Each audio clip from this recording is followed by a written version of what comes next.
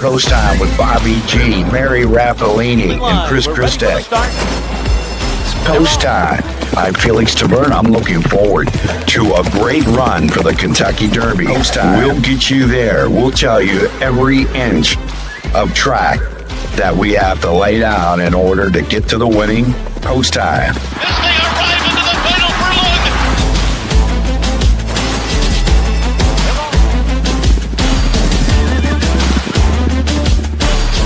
Post Time.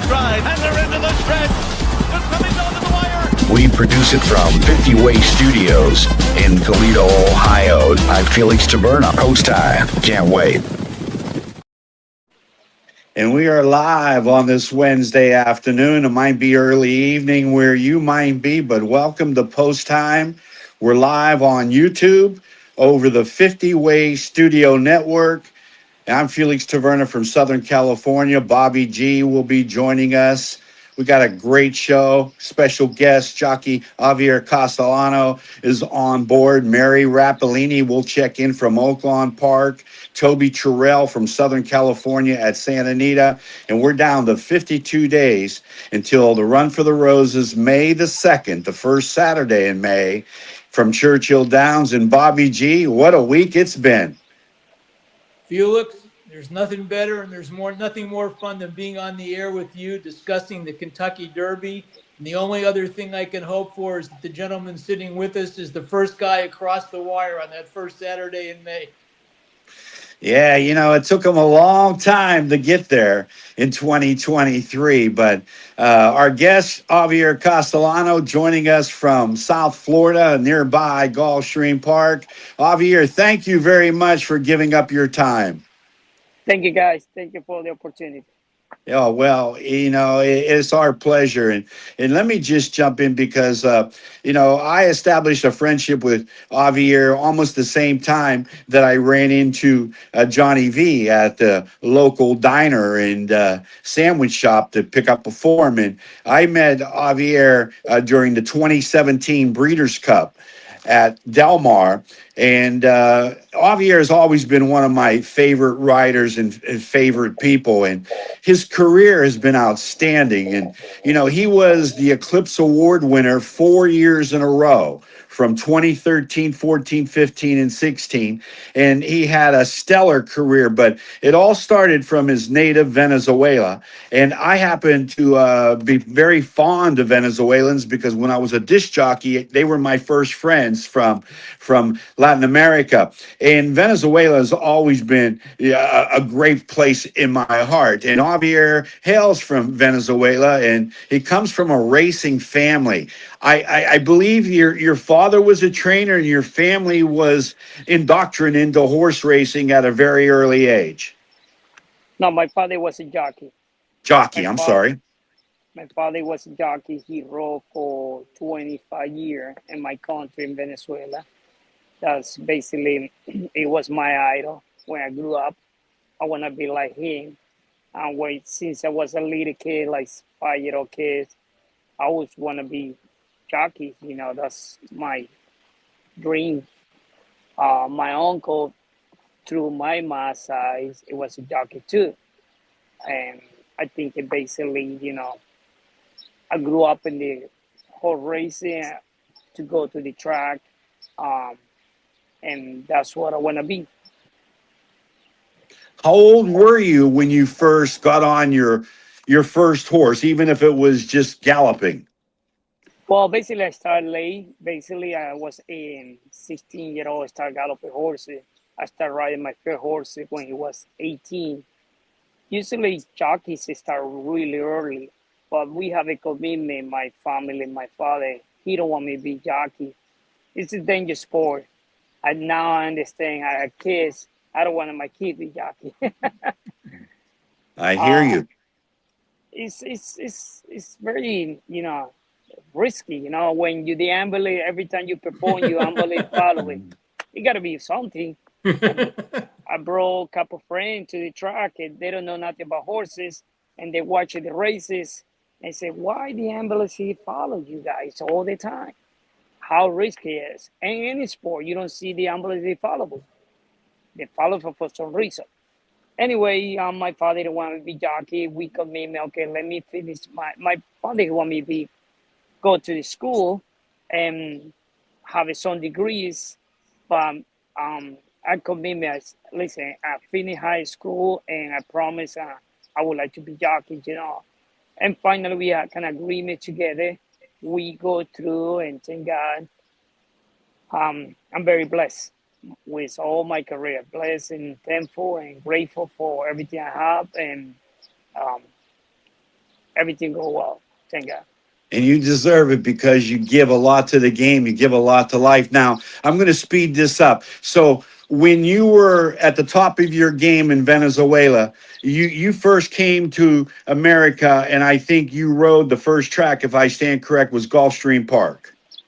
No, actually, I came 1997, June 1997. I was apprentice for. They give me only allow 3 months, 1997, and I started riding called the racetrack. Uh huh. He disappeared. The track. He not exist anymore. They now go to is in charge of all Floridas so far. Um, Basically, I started in Cold in 1997. I rode for 3 years, 1997 through 2000. And then 2001, I finally decided to go to New York in the winter because that's the best way to go out there because the competition is too tough, top rider, and to compete with them are hard to win races. Finally, I decided to go in the winter. I began to ride 2001. I stayed 4 years over there, not go anywhere, try to make my name, try to ride a lot of horses. In 2004, I finally won the best horse I ever rode in my life. It's Go Zapper. Go Zapper, he won in 2004, he won the Breeders' Cup class. That was my first Breeders' Cup in 2004 in Lone Star, Texas. And I rode a horse. He won wire to wire, the Breeders' Cup class. He won the biggest races in the country and decided to go since 2005. Winter spent in Florida, summer in New York. And I've been doing that like since 2005, 21 years back and forth, back and forth. And like you say, in 2014, 15, 16, 4 years in the row, I was the Eclipse Award, one of the outstanding jockeys in the country. And 2017, I finished second behind the Jose Ortiz. He beat me that year. Short cup, money wise. And 2018, I ended up slow down my career a little bit. In 2020, I decided to have a surgery with my hip surgery in 2020. It was the pandemic. Everything slowed down. And it took me a little bump in my career and tried to bring it back. And took me a couple months to come back to. I feel great. I feel also after surgery, my the best team I ever had. It like when the us athlete they go and retouch and come back fresh. That's what I feel at that moment. But in our sport, you have to show those people because everything is about day by day, day by day. And you have to build in that confidence to the trainer. They give it back to you the same horses you've been riding in the past. Basically, took me a little while to let them know I'm here 100%. And I'm trying to convince it and try to win races and little by little backing up in 2001. 2021 it was a slow year for me. In 2022, 22 start build it up. 2023, 2023, there you go. Kentucky Derby, Belmont State, all grade one race, international racing, back to the game. You know, it's almost like deja vu and mental telepathy because what I wanted to ask you, and I didn't want to interrupt you because it was going to be my next question. I wanted you to follow through with that, but I want to go back to 2004. Ghost Zapper. You rode for who I believe is one of the greatest trainers of all time, the late Bobby Frankel, Robert J. Frankel. And I was just wondering, I was at Lone Star Park. That's the day Singletary one for my good friends. But you won the Breeders' Cup Classic that afternoon, as you mentioned. I want to ask you, how did the Bobby Frankel and the Javier Castellano jockey trainer combination get together? I mean, working horses in the morning. I introduced myself. I offer my service. Listen, I have here Castellano. I like to ride horses for you. If at any point, keep it in mind, the opportunity come. Would like to ride your horse. You Hall of Fame trainer. And I'd love to ride your horse. One, you are the best trainer in the country. And I wish I could ride your horses. And I start breezing horses, galloping horses for him in the morning. Little by little, we building relationship. And we ended up give me opportunity to ride this horse. It ended up in the horse goes up. I breeze it. You like it? I do like it. And give me opportunity to ride the horse. And we ended up to win the Breeders' Cup Class a year. That was I believe that was owned by Frank Stronach, who owns Gulfstream Park in Santa Anita. He had a list of fine horses. And if my memory serves me right, his daddy, Ghost Zapper, was awesome again. Was that his daddy? That's that's correct. Also, Uh, again by Baby Sip oh yeah. Ranch. Robert, Ghost Zapper, one of my favorite horses. Bobby G, one of my favorite horses. And a guy, Bobby Frankel, who came from New York, who was a claiming trainer, and he built up his stable to a degree of having excellent Breeder Cup Classic horses. Robert, Bobby G, I know you remember Bobby Frankel, and what a great story Javier just delivered. You know, it's funny. I actually had a chance to meet Bobby Frankel and sort of become a little friendly with him. He was one of a kind. I mean, here's a kid that came from Brooklyn, New York, you know, with average run of the mill horses. And he was so sharp and so good at what he did. He claimed horses until all of a sudden people realized he could train any kind of horse. And he ended up becoming one of the great grass trainers in the world. And he ended up becoming one of the leading trainers in the world. And you guys know maybe a little bit more about it than me, but to my recollection, I think there's a story that Chad Brown learned how to train horses from Bobby Frankel. And as the story goes, I think I've heard or read that when Chad Brown comes to Los Angeles, the first thing that he does when he comes to Los Angeles is he goes to the cemetery and he says goodbye or hello or whatever you say to somebody. So not only was Bobby Frankel, one of the most amazing trainers while he was alive, in some way, shape, or form, you have to believe that Chad Brown today is still carrying a little piece of Bobby Frankel with him. And I'm very, very happy to know that Javier had a chance to ride for him and that he had a chance to win his momentous race with him. I think that's pretty special. And that's just a great way to talk about, you know, the past and the future.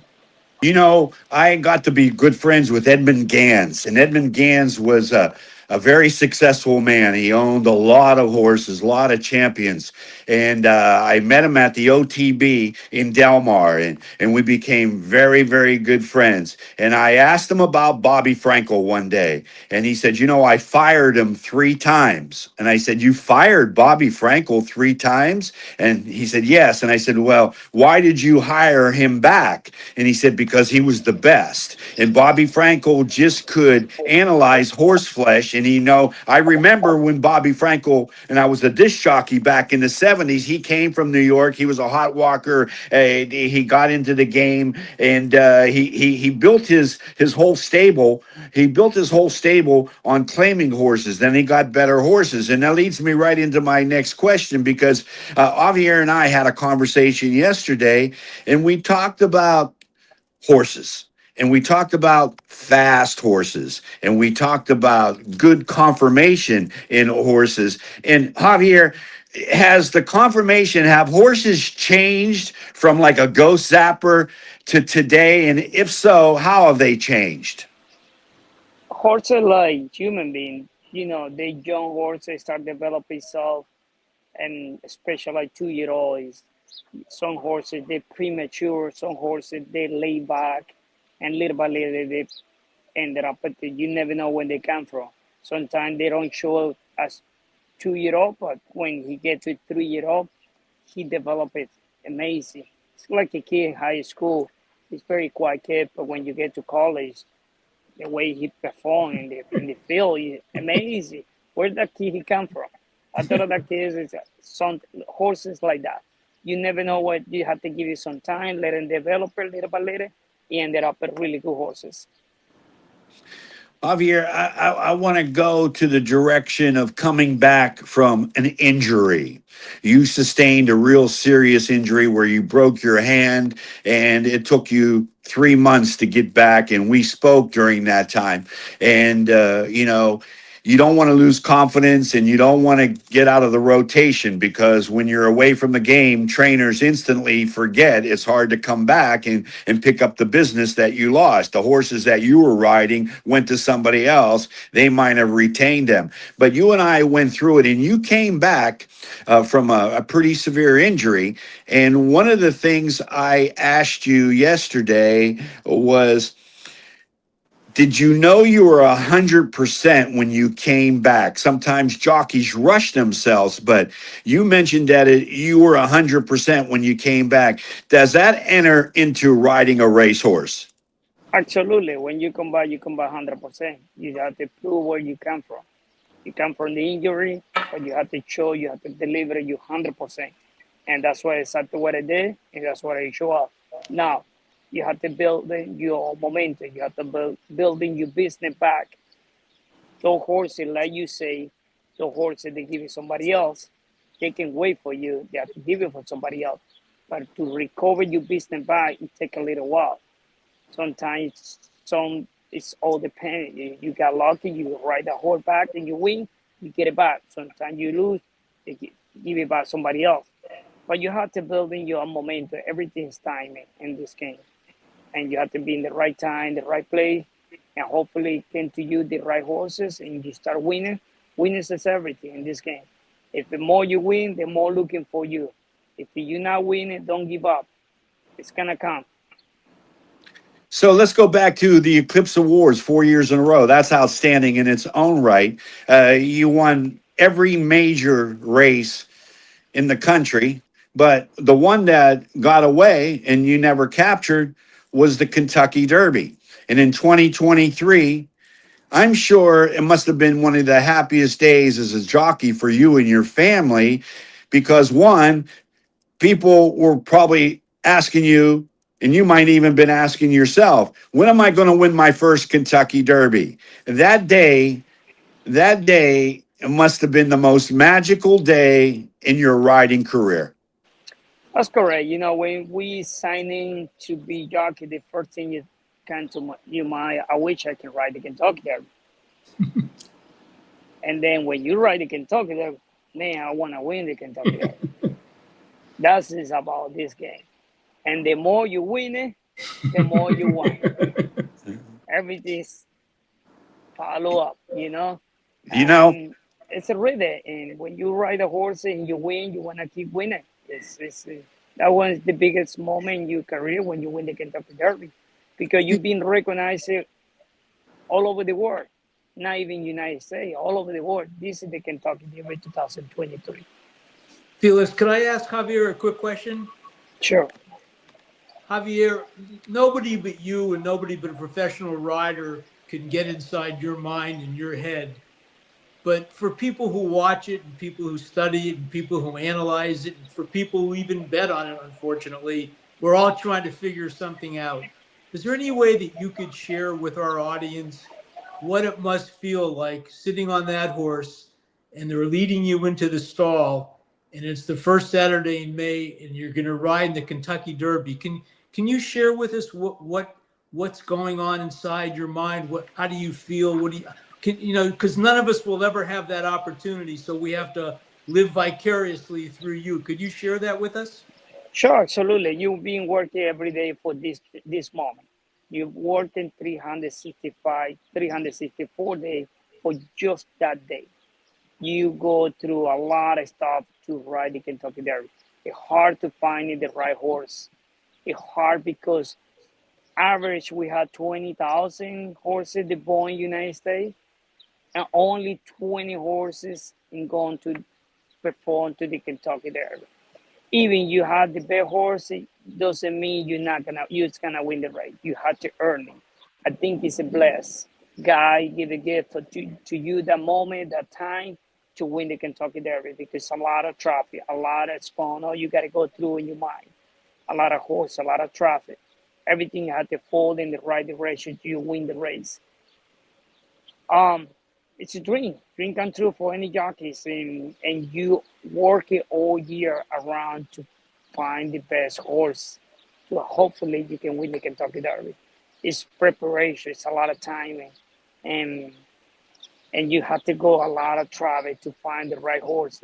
Sometimes you think that you have the right horse, and when to get to the point to qualify to get to the Kentucky Derby, your horse got hurt.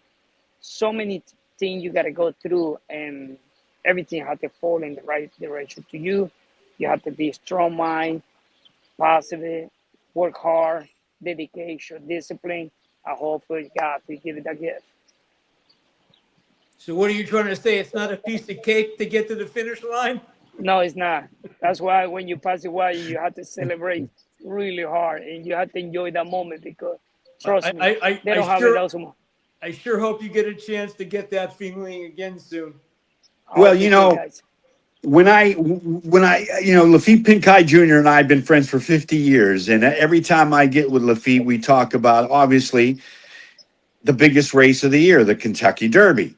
And, nobody quite remembers who runs second in the Kentucky Derby. We always remember the winning horse because he's the champion of that day's event.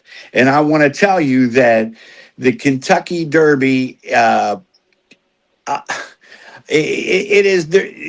If I had a dollar for everybody who asked me about the Kentucky Derby, when or jockey, if I asked the jockey, you know, which race do you want to win more than any other race? And before the Saudi Cup with 20 million in these big purses and the Breeders' Cup, it was the Kentucky Derby. That's the American Classic. So my question to Javier would be that here you are, you're the Eclipse Award winning jockey 4 years in a row, but you yet to win a Kentucky Derby.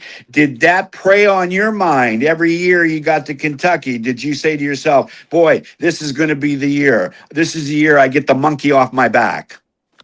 Cholula, every year we count, every year we thought about high expectation, a lot of disappointed in the end of the day, but you have to keep fighting. Thank God he gave me the opportunity to win the Kentucky Derby 2023. And like I say, I'm blessed and thankful and grateful for to get to that moment. So let me All right, ask you guys, this. I Let gotta me go. ask you. Thank Let you me so ask you much. this. I appreciate for the opportunity. I'm looking forward to the next shot. Let me ask you one final question before you go, because Robert or Bobby G mentioned this. What was the feeling for you like when you crossed the finish line, knowing you won your first Kentucky Derby? I did it. I I love did you, it. bro. I Thank you did it. so much. Thank you so Thank you much so for much. being here. I appreciate it, guys. No, I appreciate you. Thank you, Javier Castellana, live from Gulfstream Park. Guys. What a great shot. Thank you, Best of Javier. luck. Best of luck, Thank Javier. you, Bob. Thanks a Yes, lot. sir. We'll catch up with you soon in the next couple of weeks. Mary Rappolini should be joining us here, and she is live from Oaklawn Park. Mary, a top of the day. Welcome to Post Time. Hi, Felix. How are you today? We're doing great. Bobby G in Los Angeles, Anthony A back in our 50-way studios, Javier Castellano. What a background and what a setting, sitting down in front of the fountains at Gulfstream Park. And Mary Rappolini, I'm sure that the sun isn't shining like it was in Gulfstream Park just seconds ago. What's the weather like there in Hot Springs? Well, today has been kind of a dismal day. We just had a little bit of rain, but it is supposed to show back up the sunshine this weekend. So Oh, we're looking forward to that. And yes, I have oh, to say Javier's interview was fascinating. It puts you inside the mind of a jockey, and I think the most beautiful thing he said was winning the Derby. That's a moment in time that is given to you by God. That is a beautiful way to put winning the Derby because everything has to come together. You Well, can't control all the I elements. always You say can't control all the variables. So it was just a beautiful interview. Very thank interesting. thank you. All I say for 30 years of doing radio or doing any type of platform production like this, that there are so many storylines that every year it just hits you right in the face. Like we he had a function to go to, and we were going to ask a question next up. Was that the same connections that he won his Kentucky Derby with? Maj is owned the Puma, who won the Tampa Bay Derby over the weekend. So we're 52 days away. Let's get to business here. We've had the Rebel Stakes run at Oaklawn. We had Yes. the Tampa Bay Derby run at Tampa Bay Downs. We had the Santa Anita Derby, or the San Felipe, excuse me, run at Santa Anita over the weekend. And we're 52 days away. Now, this week is a little breather. Because we go to Colonial Downs for the Virginia Derby. And so we're 52 days away. And as I was going to share last week with our audience, that you wrote a beautiful article in regard to the Rebel. And I think the Rebel is still the strongest race that I've seen on the prep trail so far. What do you think about the second place, third place, and fourth place finishers of the Rebel moving forward? Oh, well, thank you, Felix, for the kind words. Obviously, class president, the winner. I know you've asked me about the other ones. A lot of people are excited about him to have done what he did. Are you there? Robert, can you hear me? I can hear you, but I think Okay. we may have lost Mary Yeah. temporarily. So let me switch back to you, Robert, and we'll get Mary reconnected. Mary, are you there? She's not there. We lost her. So, you analyze both these races, the Tampa Bay Derby. We'll go back 1 week even to the Fountain of Youth, and the Tampa Bay Derby and the Santa Anita Derby, which are all big point getters to get into the gate at Churchill Downs as we know it. Um, I don't think we saw the best quality coming from the Tampa Bay Derby, and that would be kindly a kind comment to make. And we're analyzing strengths of horses, and you've been keeping an eye on to the horses that you think that will be ready to run in 52 days. The Tampa Bay Derby, it wasn't inspiring, and even the San Felipe, which is usually a marquee race in Southern California, I wasn't really excited about both those races, even though my friend and our guest Javier Castellano won that race. Before you come on the air, I actually was having a chance to just briefly chat with Javier, and I asked him. I think what he said, or what I could draw from his comments, were that we're talking about young horses that are learning how to ride and learning how to run, and jockeys learning how to work with them because they're young horses. So he read between the lines. I think I would have reading between the lines, I would have come up with that the horse maybe still has some more growth to go. So maybe we haven't seen the best of that horse yet. We both know one thing: winning a horse race is not easy. Winning a quality stakes race is not easy. So anytime a horse wins one of those races, whether we look at it and we think that's a horse that's going to be there in May, we both have to acknowledge the fact that that horse just did accomplish something. Let me stop you right there. Let me stop you right there and add to what you said, because 3 of the prep races have all been won by maidens. And so we're seeing horses that have run twice, maybe 3 times, that haven't won a race, and now they're shipped into a stake race. There's a couple of trainers that rushed them, and the 2 horses that came from the Pletcher barn, that Ado or something of that sort, that ran second in Tampa Bay Derby, trained by Pletcher, and then they had a Chad Brown that ran third. They were bet, and and the Puma was the third choice. And another thing that we want to make mention, or I would like to make a mention, and I shared with you earlier that that track at Tampa Bay Downs on Saturday was playing to speed, and then a rain storm hit that track, and that track changed the next couple races, and because speed was winning all day. It was short prices on Tampa Bay Derby. But the point being here is that, yes, we're going to see a lot of young horses and maidens, as I mentioned, that have won these prep races. And also listening to what trainers have to say, like Bill Mott, Chief Wallaboo, who came out of the race back at Gulfstream Park a couple weeks back. Now, Bill Mott was looking for a 7 furlong prep race before launching into a stakes company race, and so he was rushed there. So that's what you have to figure into it, Robert, as well, is that you said, you asked the question to Javier, getting into jockeys' heads. You got to get into these trainers' heads and what their plans were as well, because they have a lot of options. Well, if there's one thing we know, Felix, trying to decide how horse races are going to be run and what's going to happen when they're over, it's easier to solve the Rubik's Cube. Believe me, we both know it's not an easy thing to do. And, getting back to your initial question, I watched the race from Santa Anita because there are certain tracks and certain races which I believe, when you look back at the big picture, certain tracks and certain races mean more than others. You could look at the numbers and you could find out there are certain tracks that who wins the Kentucky Derby and where do they run on the trail to the Kentucky Derby, and which races did they win on the trail to Kentucky Derby, and who trained them. So when you go to Santa Anita, the first name you think of is Bob Baffert, and you think of Bob Baffert's horses, and you think of the races at Santa Anita.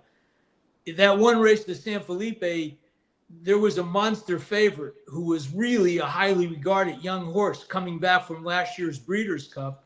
He went off at 4-5 and took the lead, but you could tell earlier in the race that horse was not going to be there at the end. And another Bob Baffert horse at a much larger price, who ran the race in a much more strategic manner. I actually thought, there's a lot more racing to go. I actually thought that horse showed me something.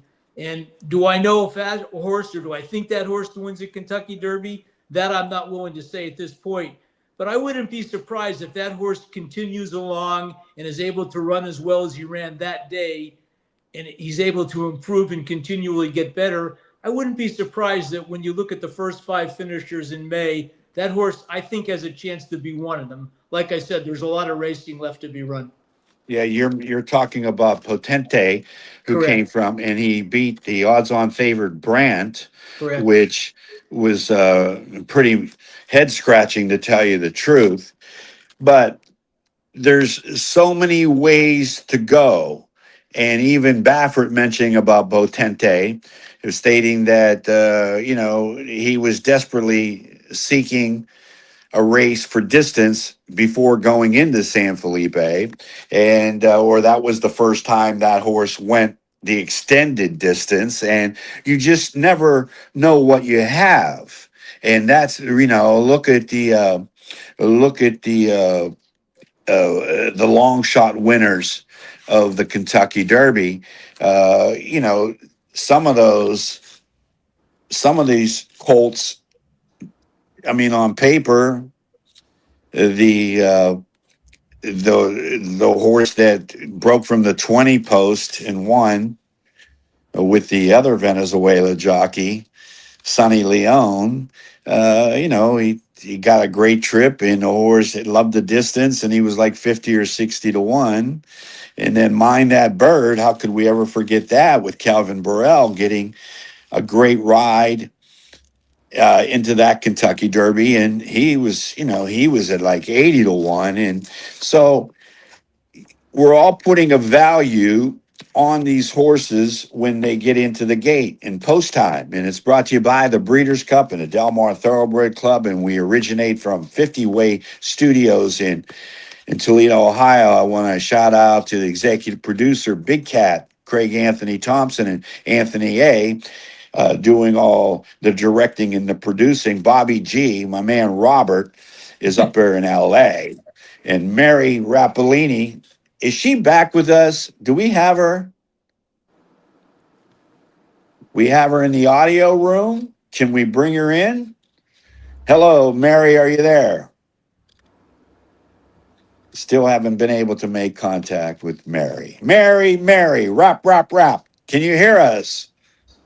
So, Robert, we're 52 days away. Mary will join us, and I love Mary. By the way, Mary and I, we have done radio and covering the trails, as you were talking about what trails, that these equines will take, and one of the trails is you talked about Bob Baffert, and one of the trails that he was on way before anybody else was the trail through Arkansas in Oaklawn Park, where it could have been the Southwest, it could have been the Rebel, or it could have been the Arkansas Derby, where, in my estimation, American Pharaoh won the Triple Crown the day he won at Oaklawn Park in the Arkansas Derby, and it was a rainstorm. And Mary Rappolini is back with us. Mary, are you there? We got her picture up there, but we can't She's getting close. We're getting close. We got a great picture of you. She's in the far turn. I think she's getting close. Yep. Mary, can you hear us? It's funny, Felix. I do remember American Pharaoh very well. How could you not? And I do remember the Arkansas Derby.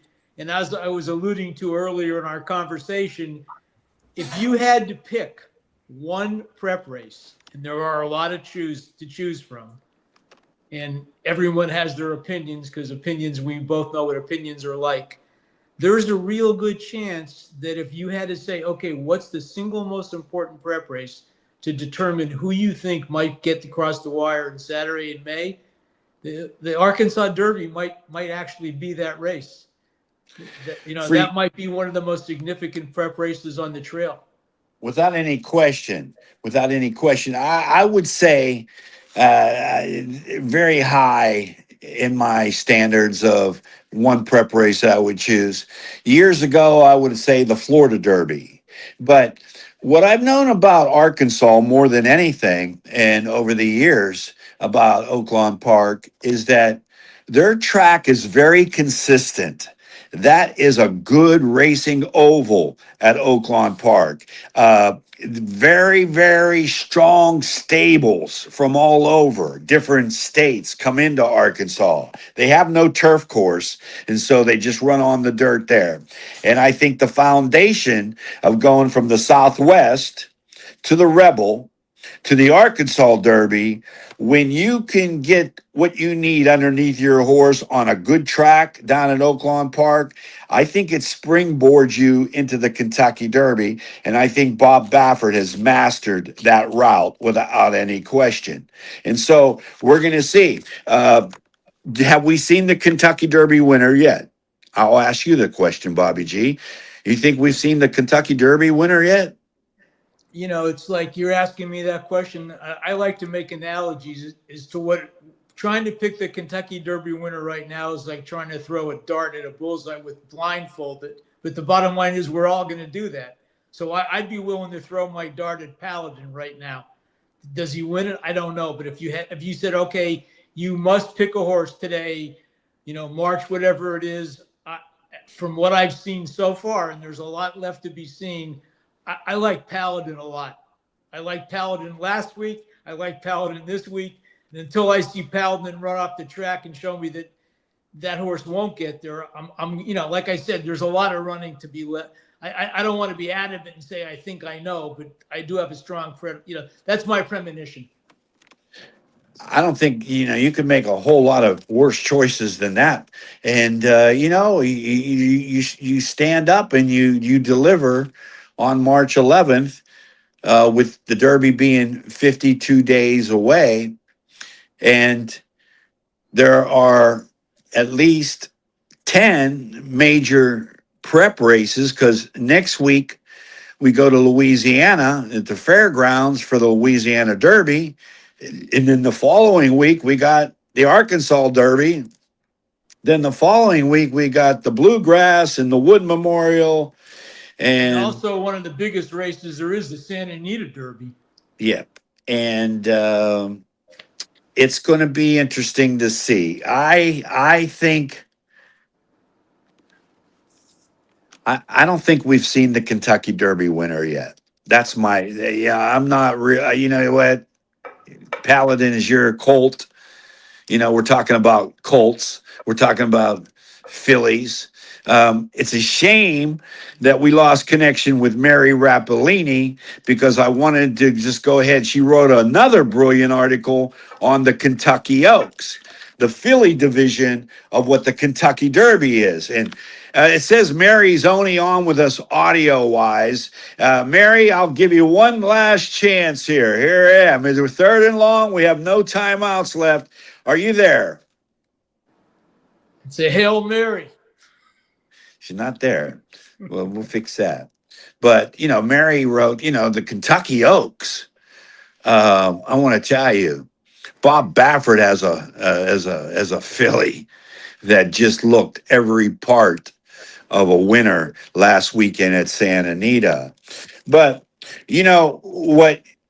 You look at you look at the whole picture, okay, and all these connections are trying to find a race that will qualify them and get them points. Like last week, it was 50, 25, 20, 15, or whatever. And it all accumulates into the points. You have, I do believe that you have the leading point getter in front of you in the Kentucky Derby right now. That, you know, there's 5 horses, and like Mary talked about last weekend, you know, like the bubble is right around 25 or 30, and already I looked at it earlier in the week, among other things, and the 20th horse has like 35 points. But remember now that these points accumulated are going to be escalated, because as we get to these major prep races, they become 100 points, some of them. So all you got to do is run first, second, or third to get in that gate. And that's what these trainers and the trainers' mindset and the owners are. We need to find a prep race where that we qualify enough points and get in to the Kentucky Derby of 20. So who's the leading point getter right now? Right now, looking at this list, the leading point getter at 60 points is a horse by the name of Paladin. Nice. And we also have the Puma at 56 points. Okay. You know, an homage to our previous guest. And the list goes with Silent Tactic at 50, and Class President with our former guest from last week at 50. Iron Honor has 50. Potente also has 50 points. So there's a real good chance, if the horse doesn't get hurt, that horse runs, or that colt runs in the Kentucky Derby. There's a horse called Chip Honcho with 39 points. Further Ado, the horse that you just mentioned, at 35. And the final one on the top 10 is a horse called Golden Tempo. And if I could quickly interject something while you were talking, I didn't want to interrupt you. You and I have had some conversations walking around, talking to each other about horses and all sorts of different things. And there's one thing we've neglected to discuss right now. Not that we've neglected, but I wanted to bring it up. The world of thoroughbred racing has expanded globally, and the Kentucky Derby has expanded globally. And there are horses coming from a country called Japan. And in the last handful of years, both Breeders' Cup and then most recently in the Kentucky Derby, their horses have to be acknowledged and they have to be reckoned with. And you and I shared some conversation. You know, maybe my favorite racehorse of all time might be a horse from Japan. And I still believe that horse got a rough deal in the last time they ran in the Kentucky Derby. So there are some horses that we're not even familiar with, because I think there's a prep race in Medan that's going to allow an international horse or international horses to also enter in the Kentucky Derby picture. All in all, it just makes it almost an impossible thing to predict what the outcome is going to be, especially as you keep mentioning, we're 52 days away and there's a lot of racing left to be run before we can figure out who's going to get there in May. So what's your question? Wasn't really a question. I just wanted to throw that out at you. Well, let me share with you and our audience that the Japanese get the automatic bid, so they send a runner into the Kentucky Derby and the UAE Derby that's run in the desert, Saudi Arabia or Dubai, wherever it's run. They get it. They get a bid as well, and you just want to be able to get into the gate. And I think these trainers are looking for their spots, as mentioned. And you got to be lucky, because the greatest colt that I ever watched run that didn't win the Kentucky Derby was a colt named Point Given. And he was trained by Bob Baffert and ridden by Gary Stevens, and had trouble in the 20 field of the Kentucky Derby and finished 6th or 7th off the board. And I was heartbroken, because I thought he reminded me of Muhammad Ali, that when I looked at him at Del Mar. He went on to win the Preakness by like 100, and he went on to win the Belmont Stakes by 200. And it was the most upsetting feeling I ever had, because I have never seen a colt with the physique that One Point Given showed me at Del Mar, Robert. It's all these years in racing. That was the best of show. He was like Charles Atlas, just fit, strong, big colt, and he ran like it. And and I wanted to ask Gary Stevens for a lifetime what happened in the Kentucky Derby, but I never had the guts to. But that was one that was a horse or a colt that should have been a Triple Crown winner, but he had a bad trip in the Kentucky Derby. And a lot of people say, well, it's a cavalry with 20 horses. It's like throwing darts, and it's a circus out there. And you gotta, like Javier just mentioned, we want to thank Javier, by the way. Oh, that's great. We want to thank Javier, by the way, for a great interview and giving up his time. And he did say, which is so vitally important, you got to have the right trip, especially when you got 19 other horses. I mean, that's a lot of horses. These horses will never run against a field that big or large than the Kentucky Derby. And so, you got to get in position, and it depends on where you draw your post draw. And you got to remember to subscribe to Post Time on YouTube, 50 Way Studios, and get into this and be able to follow us as we talk about this great race of the Kentucky Derby stature. I now have a question for you. Based on how much passion you just displayed on air for the Point Given story with Gary Stevens, I think it would be a great idea if you got a hold of Gary Stevens one day, maybe invited him to join us so you could finally ask him that question, because it left an indelible impression on your brain. And I'd hate to think you'd have to go through the rest of your life without getting that question answered. Of all the interviews I've ever done, one of my favorite interviews has been with Gary Stevens. And when he came down from Long Acres and he rode at Del Mar, and we would do the post-game show, the recap show, the late Ken Church, and I didn't know anything about horse racing at that time, and they put us on Prime Ticket, and they run the replays every night. And then after 3 or 4 races, we'd do an interview with a jockey, and I would interview these jockeys, and that's how I got my experience. And believe me, I knew nothing about thoroughbred horse racing, but I can remember Gary Stevens giving me just the most comfortable interview for 15 minutes that I ever had. And I remain really good friends with him. I've been out with him socially, and people ask me all the time, like, who are your top jockeys? And I say, well, first of all, Lafitte Pinkai Jr. is right there. But if outside of Lafitte, if there was a big race, any big race, and I had the opportunity to employ any big riding jockey, it would be Gary Stevens, because he was born in Idaho. He had a chip on his shoulders. He fit horses so great. And talking about greatness, he rode the filly Winning Colors and telling the story with D. Wayne Lucas. Jockey trainer combinations are so important to me. And one thing that was really strong was the fact that Gary Stevens and D. Wayne Lucas were like peanut butter and jelly. And when Gene Klein owned the Chargers, he brought a lot of horses to D. Wayne Lucas's barn. Uh, one of those, top riders was Gary Stevens. He got first call.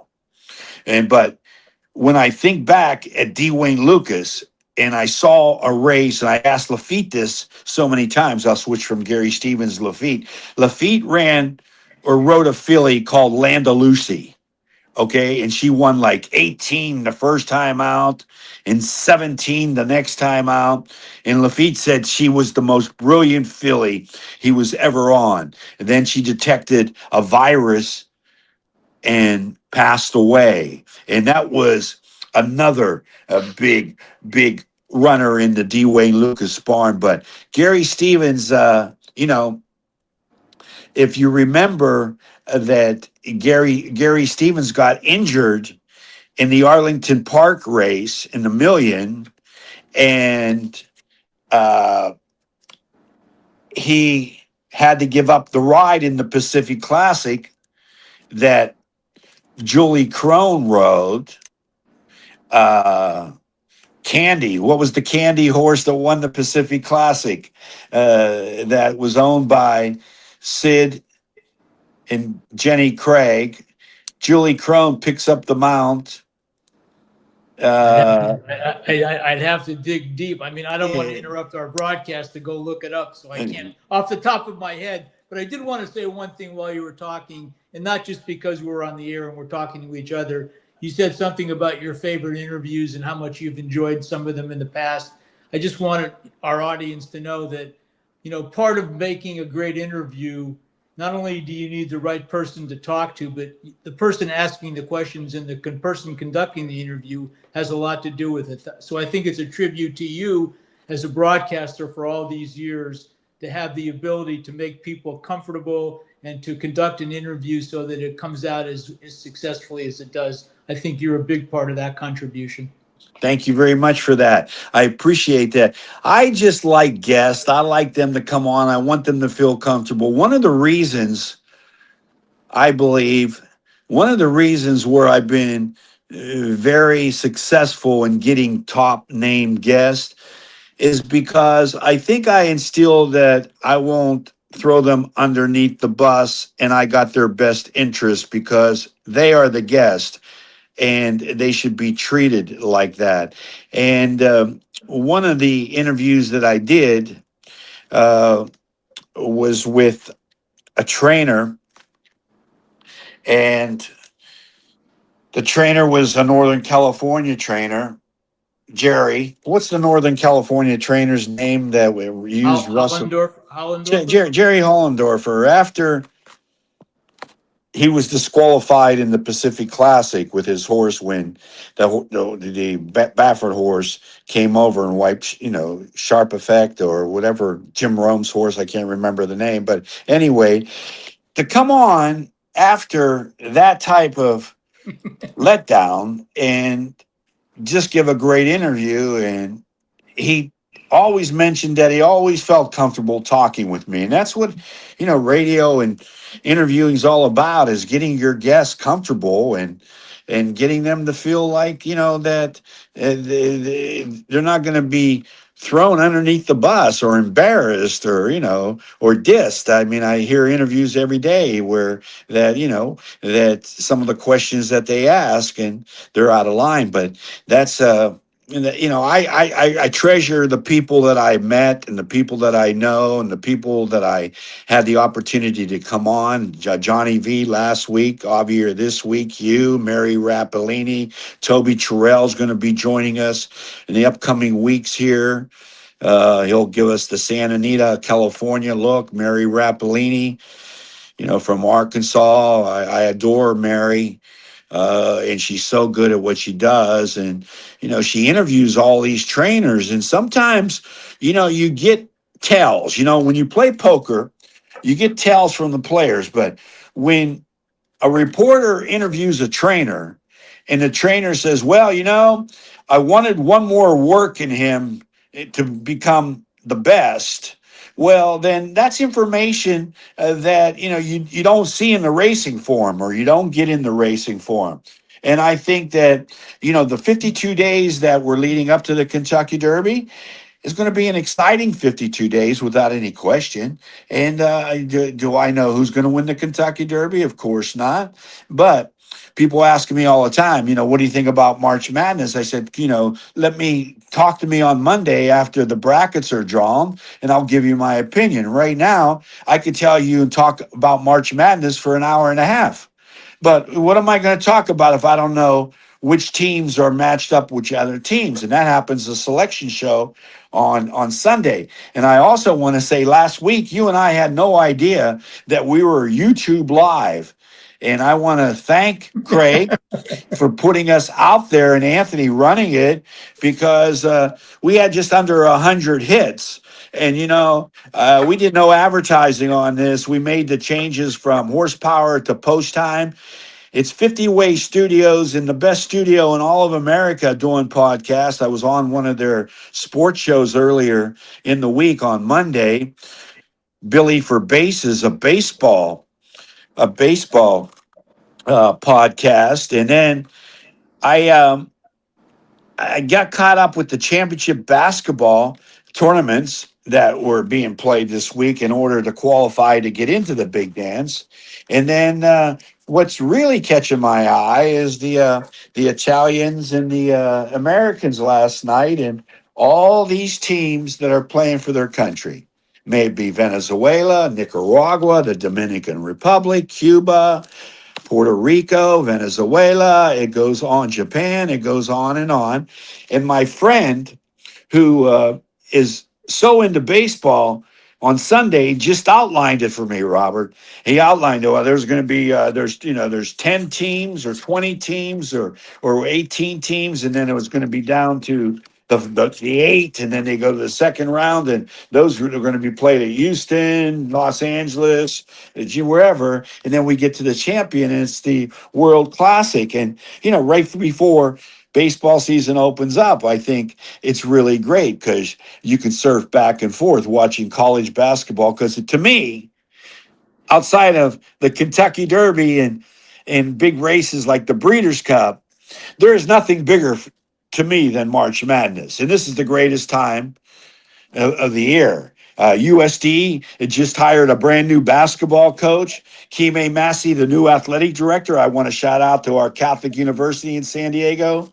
TJ Blount from Idaho State. What a great hire.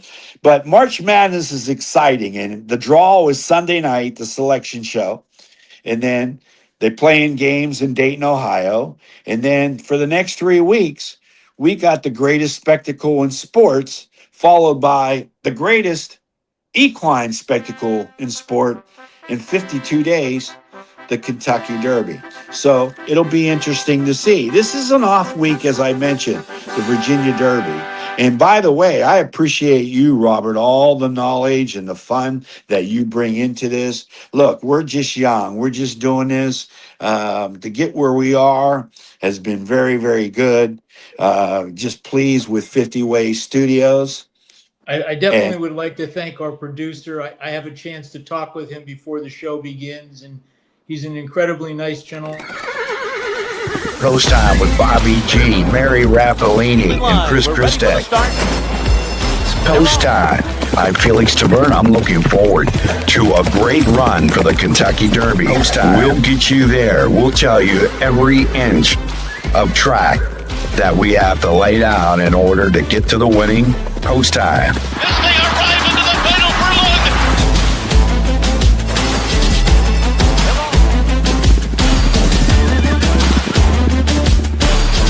Post time. And they're into the stretch.